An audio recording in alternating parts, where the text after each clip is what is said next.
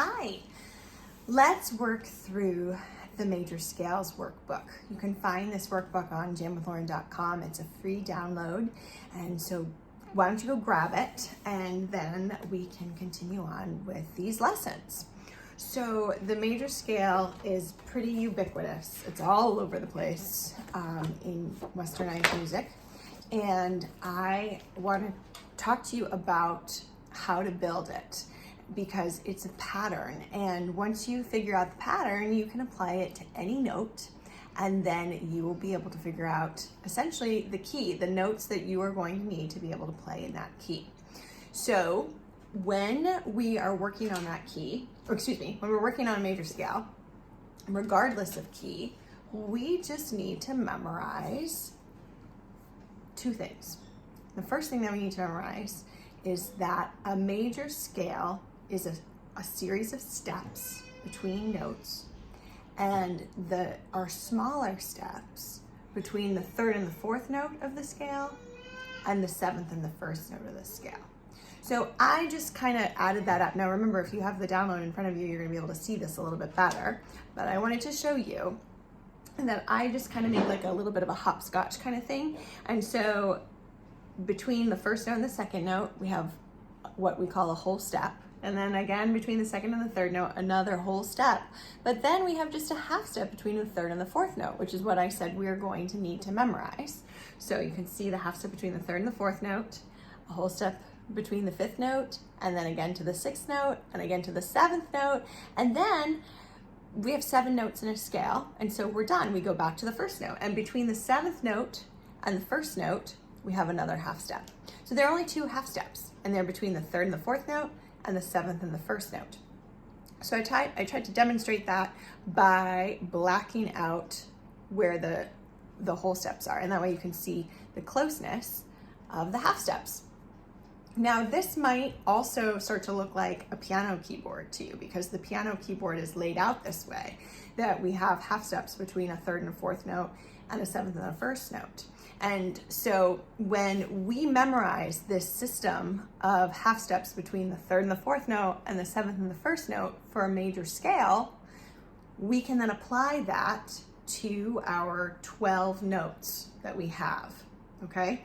So today we are going, in this first lesson, we're going to start in the key of C, which isn't necessarily the friendliest of keys for the violin or fiddle, but it's a totally awesome key. And we're going to start with it because this pattern of half steps between the third and the fourth note and the seventh and the first note lines up perfectly with the key of C. And what I mean by that is the next thing that we're going to have to memorize.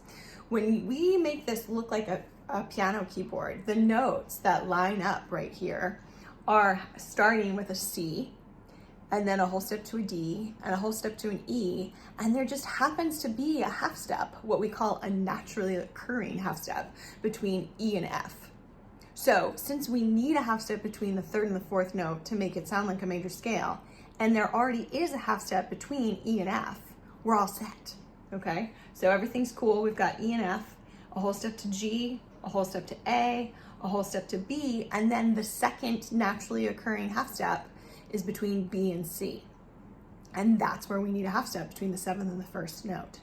So there are basically 2 systems of, hey, I need to build a scale, and I'm trying to build a major scale right now, and in order to sound like a major scale, I'm going to make sure that I have a half step between the third and the fourth note and the seventh and the first note, and then applying that system to our 12 notes. And the 2 grids, or the 2 systems, line up perfectly when we're in the key of C and a C major. And so that's why we're starting with C, because as you notice, I didn't say anything like an F sharp or a B flat. We don't have any what we call accidentals. We don't have any sharps or flats in the key of C. And the reason being is because the naturally occurring half steps line up with the half step pattern that we need for the major scale. Okay, so these 4 different graphs essentially give you all the same information. It's just kind of adding more information as we go along. So the visual got a little bit clearer while we added in the black bars to show you. It kind of looks like a piano. And then we put the note names in. And then over here we have the name and the number. Okay, so let's just go over this rainbow one with the name and the number. We've got C as the first note. A whole step to the second note, it gives us D. A whole step to the third note gives us E. And then remember, between the third and the fourth note, we need a half step. And lucky for us, between E and F, there already is a naturally occurring half step, so we're all set. So E3 and F is 4. A whole step to 5, which is G. A whole step to A, which is 6. And then a whole step to 7, which in this case is B. And then we need a half step between 7 and going back to the first note, which is C. So we already have a half step between the notes B and C because that was already naturally occurring and we had to memorize that, so we're all set. Okay, the next step is how to apply this to our fingerboard, because this looks like a piano keyboard, and this workbook and these lessons are primarily set up for instruments tuned in fifths. So let's move it to our fingerboard. Okay, so this is a map of our fingerboard. I have 5 strings, and so I included all 5 strings on this map.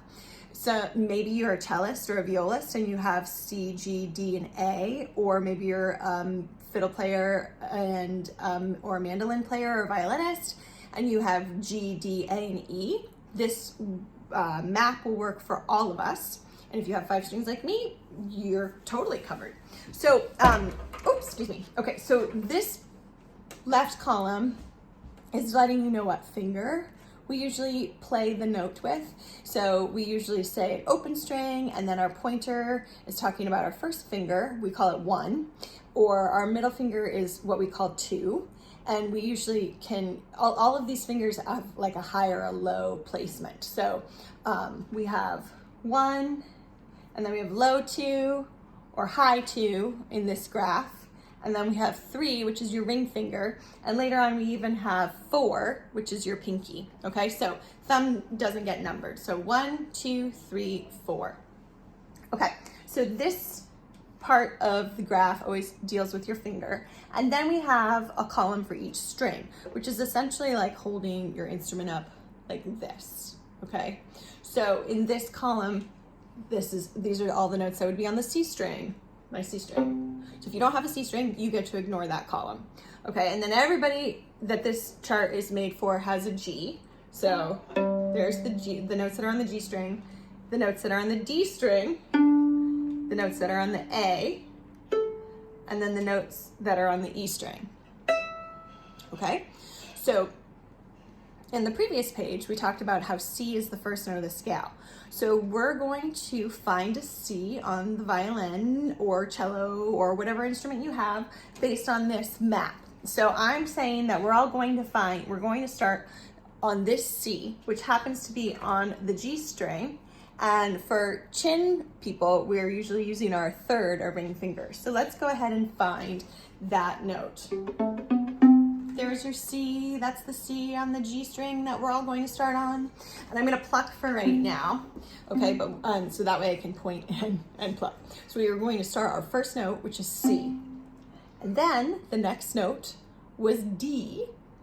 Here's our open D, so we'll play the D. And then a whole step away is E, that's the third note here. And then a half step to F. So notice that the half step, you're going to use what we call a low 2, and all of a sudden these fingers are touching. There's our half step between the third and the fourth note, and then the 5th note is G, which is your ring finger, and then the 6th note is open A, and then the 7th note is B, your first finger, and then we need a half step to 1, which is C again. So you could feel that half step was together. And then if we descend, we'll go C, B, A, G, F, E, D, C. okay? So let's do that together. We're starting at the top here. It's C, which is the first note of the scale, and then 7 is B, and then open A is 6, and then G is 5, whole step, 4 is F, half step, 3 is E, whole step, D is 2, and then C is 1. So let's this time go up the scale and say just the numbers. So we'll go 1, 2, 3, 4, 5, 6, 7, 1, and then descend. Here we go. 1, 2, 3, 4, 5, 6, 7, 1, 1, 7, 6, 5, 4, 3, 2, 1. Great. Now this time let's do it with the letters. Ready? C, D, E, F, G, A, B, C, C, B, A, G, F, E, D, C. Okay, so that was us doing just this. Let's do it again, but with our bows. If you're a bow player, if you're a mandolin player, you just get to do it again exactly the same way that you did it. Okay. Here we go. Let's do the numbers again. So we're going to start on 1. 1, 2, 3, half step, 4, 5, 6, 7, half step, 1, 1, 7, 6, 5, 4, half step, 3, 2, 1. And now with the note names or the letters, we've got C, D, E, F, G, A, B, C, C, B, A, G, F, E, D, C. I would recommend doing that a whole bunch of times because it's really important for you to know both the note name that you're playing and also what we call scale degree you're on, because that way later on when you're trying to work on chords, you'll know how to build a chord because you'll know what number and letter correlate. Okay, moving on to this last diagram that's on this page for C major. The reason why I have this next diagram is because you may have noticed that we didn't use a lot of notes. Like if you're an E string person, we missed a couple notes on the A string, we missed the entire E string.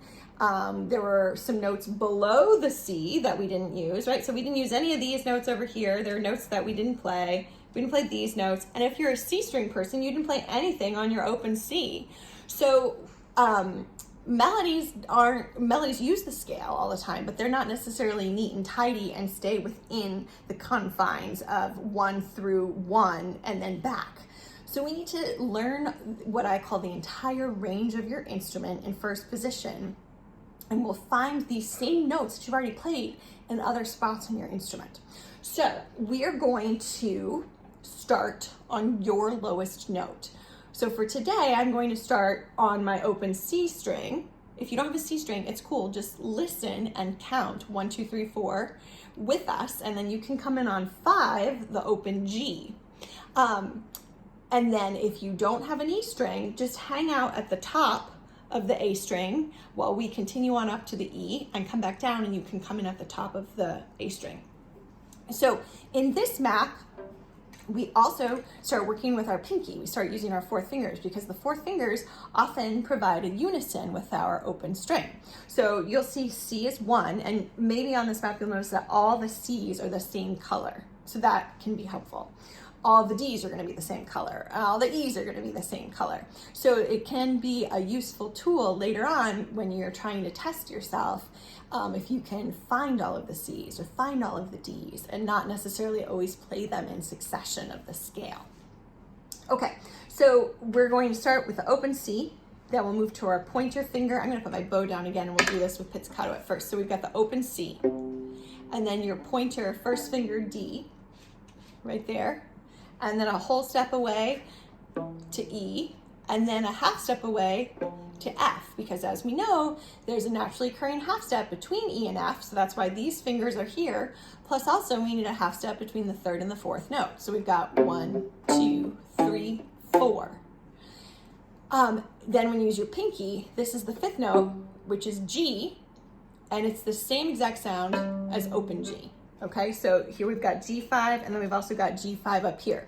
So let's do the C string notes again, and then when we get to the open G, any E string people can join in on that open G. So here we go with the C. We've got C1, D2, E3, half step to F4, whole step to G5, and now join us E string people on open G, which is 5, whole step to A, which is right here, okay? Whole step to B, which is 7, and then a half step to C, which is where we started our previous scale, okay? So we just actually played a whole nother octave there. So let's do that octave one more time. We've got open C, 1 is D, 2 is E, so excuse me, I said the second finger and I want to do that again. So open C is 1, pointer D is the second note of the scale, E is the third note of the scale. Here's a half step to F, pinky is G, which is your fifth note, and then the same exact note on your open, G5, A is 6, B is 7, half step to C. Great, now keep going. Oh, excuse me, here's the pinky, D, which is the same note as open D. Now we'll play it as open D. And then E is 3, half step to 4, F, whole step to 5, G, and then we'll use the pinky for A, okay, which matches our open A. A is 6, B is 7, C is 1. Now we're going to keep going. You'll play your ring finger D as 2, that's here, and then your pinky is E. And if you're a C string person, you're probably going to stop right here, but if you're an E string person, you have the same note as your open E. Now, we need a half step between 3 and 4, otherwise known as E and F. So then this is going to be a low 1, and you'll notice that that F is over here in a place that hasn't been used yet across the string. So we have a low 1, that's F, whole step to G, which is 5, whole step to A, which is 6, and then a whole step to B, which is 7. And then if you had one more note, that would be a C, which is the 1. So we have, if we descend, we have 1, and then here's 7, 6, 5, 4, 3. Okay, now C string people join us. We're going to put our pinky on the A string, and this is the same note that we just played. This is E3, 3, 2, 1. Move your first finger so it's a half step below. 7, 6. Now add up your pinky because it's the same note. 6, 5, 4, 3, 2. Add up your pinky, same note. 2, 1. Half step to 7, 6, 5. And if you're an E string person, you're done. But if you have a C string, keep going. Same exact note. 5, 4, 3, 2, 1. Okay. So I just did that with the numbers. You can also do it with the letters. I'm going to do it with my bow right now. I'm going to say the letters. Okay, so from C, D, E, F, G, saying G, A, B, C, D, saying D, E, F, G, A, same A, B, C, D, E, same E, F, G, A, B. And then I'll descend. From the top, I'll do pinky, B, A, G, F, E, pinky, which is E, D, C, B, A, and then I'll find the same note with this pinky, A, G, F, E, D, and then I'll find the same D with this pinky, D, C, B, A, G, and then I'll find the same G with this pinky if you have a C string, G, F, E, D, C. Okay, so let's play from the bottom of your range to the top of your range and come back down. Here we go. We've got open C, D, E, F, pinky G, open G, A, B, C, pinky D, open D, E, F, G, pinky A, open A, B, C, D, pinky E, G, A, B, now come down, A, G, F, E, pinky, E, D, C, B, A, pinky, A, G, F, E, D, pinky, D, C, B, A, G, pinky, D, C, B, whoa, sorry, pinky G, and then F, E, D, C. Whew. Alrighty, so we just did the scale with the letters, and it is the C scale, but it's the range of the scale. So the C scale's inside there. That was all a scale. It just wasn't necessarily starting on a neat and tidy C and ending on a C. Okay, we're gonna do the same exact thing, but this time we're going to say the numbers, which I think are actually easier because that helps you memorize where the half steps are. So let's do the same thing. We're gonna play the same thing, but this time we'll say 1, 2, 3, 4, 5, 6, 7, 1. Here we go. 1, 2, 3, 4, 5. Another 5, 6, 7, 1, 2. Another 2, 3, 4, 5, 6. Another 6, 7, 1, 2, 3. Another 3, 4, 5, 6, 7, 6, 5, 4, 3. Say note 3, 2, 1, 7, 6. Same 6, 5, 4, 3, 2.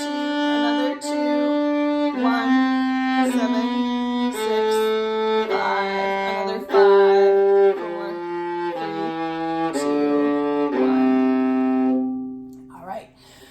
So you could also, instead of repeating the note that you can play with your pinky and your open string, you could maybe say, hey, I'll play the open string ascending and I'll practice playing the pinky descending if you don't want to repeat those notes. But I think it's really important and valid for you to recognize that they're the same pitch and therefore the same number of the scale.